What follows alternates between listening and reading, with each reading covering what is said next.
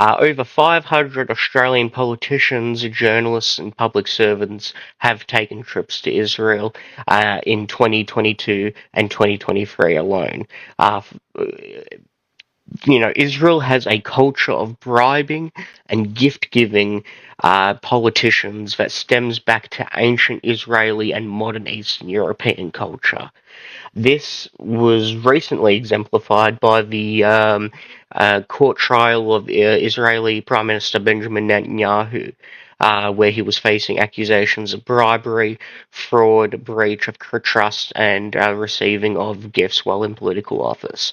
And reports have stated that he has accepted direct gifts in the past. Corruption in the past has included not only Benjamin Netanyahu, but Israel and Australia have cooperated in national security, defence, and cybersecurity since the start of the First Iraq War. Australia has been a firm military supporter of Israel for a very long time. So why do we not embargo them? Why were we more strict with South Africa and more lenient towards Israel? Why does Australia support the Israeli state? Well, here's my answer.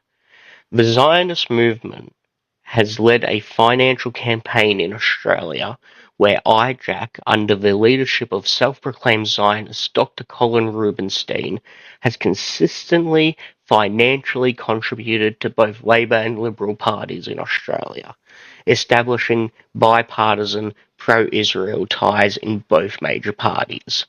IJAC and pro-Zionist organisations in Australia not only contribute heavily to both parties, but they also personally bribe our politicians by giving them expensive gifts, all expense-paid, curated trips to Israel for our most influential politicians. We're not personally bribing politicians as openly as Israel.